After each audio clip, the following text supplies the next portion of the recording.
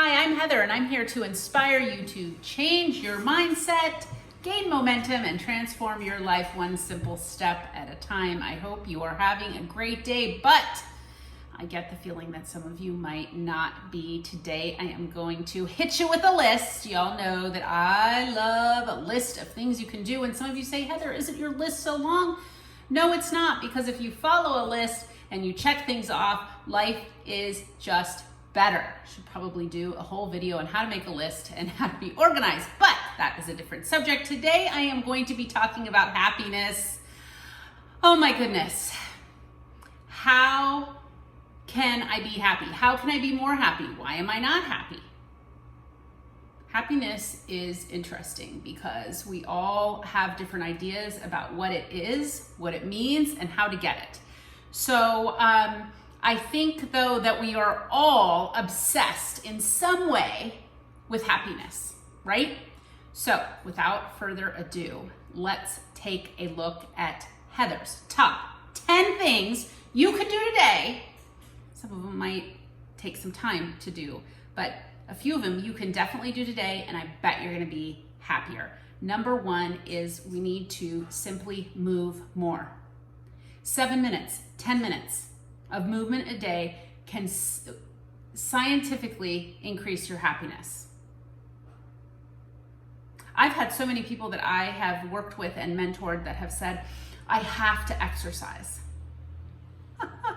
I used to be, or I should say, I was a former elite level child athlete. So I used to just have exercise ingrained in my head. I will have to tell you that as I have gotten older, it is not my favorite thing, but I am the first to admit the days that I can get 30 minutes in, man, do I feel better. So I better get on that one because I haven't done my 30 minutes of cardio today. So scientists say even 7 minutes. So get out, get moving, or just take time to step away from your desk and do some movement.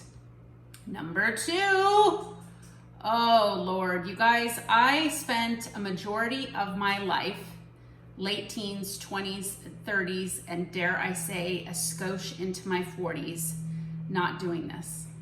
And I had no idea that it was really, really affecting me in a bad way.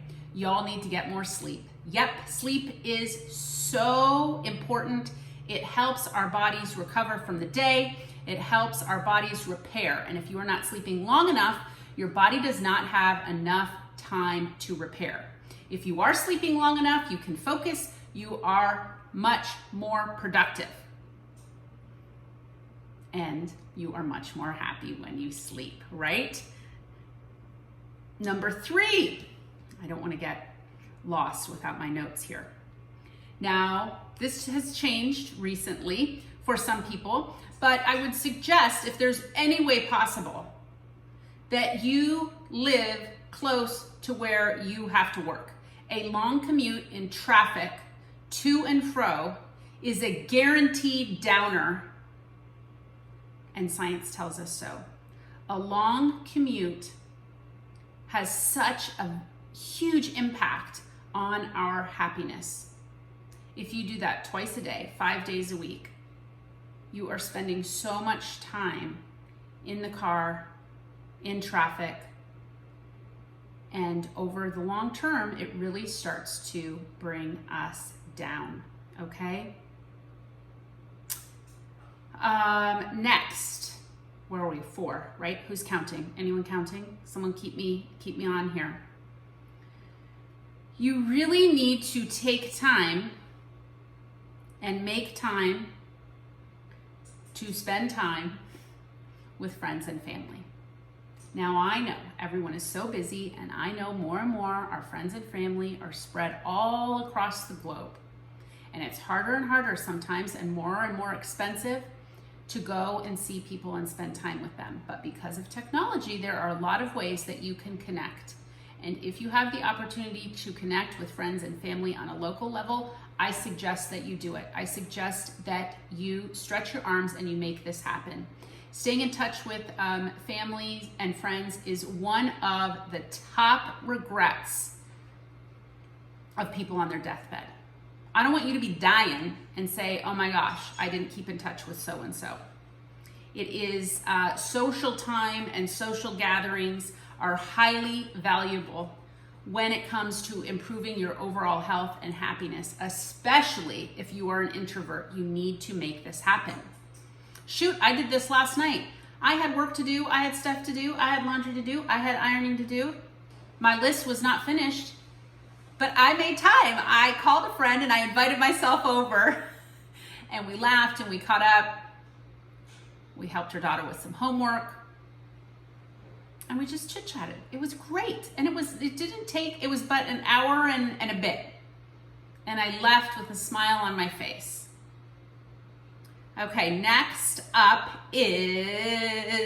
goes with number one in the exercise is that I really suggest that you stop cooping yourself up with the blinds shut and the windows closed and being confined, and I really suggest that you step outside. First of all, you need to have some vitamin D from the sun. There's nothing like fresh air. There's nothing like connecting to nature and listening to the sounds of the trees and the birds and the lawnmowers and all of the stuff when you are outside. It's super important. Being outdoors is a great way to make yourself more happy and to be more productive. Number 6, I've talked a lot about if you've followed me for a long time, and that is helping others, reaching out and helping people. Now, I'm lucky. I get to help people as a full-time job. So scientists are suggesting that we all should spend 2 hours a week helping people, which equates to about 100 hours a year. And I know that many of you have heard me say, back when I was feeling sorry for myself as a young girl after a horrific accident and not quite knowing where or what my life was going to look like, my mama, we're going to have some doxies barking, always told me, if you're feeling sorry for yourself, go feed the homeless. Guys, there are so many people in our communities that need our help. I suggest that you find something. I bet there are some places and some people that you can help, and you can bring your kids along, you can bring your family along, and it is a sure way to bring happiness to others and bring happiness to yourself. So that's a really important one. And I know that we do that here in our house. We probably spend more than 2 hours a week giving back and connecting with others. Number 7 is going to be no surprise to any of you. And I am such a firm believer in this, and so many of you balk at it when I tell you this one. But never underestimate the power of your smile. The power of your smile is going to make you happier and others around you happier.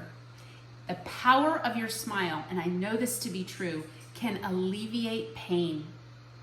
I know this because I have spent many a year of my life in pain. And when I have smiled and when I have taken the time to laugh, even in the hardest moments, it has taken away the pain. So I suggest you smile more. You laugh more. It just makes life better. Smiling makes you feel good. It increases your attentional flexibility and also your ability to think broader and bigger. I know this sounds silly, but it's true. Smiling is one of the #1 ways to reduce your stress and remove yourself from an unsettling situation. I hear my oven beeping. Uh-oh. We better get through this. Steve? No one's down here? Let me go. I didn't realize it was going to chirp forever. Hold on.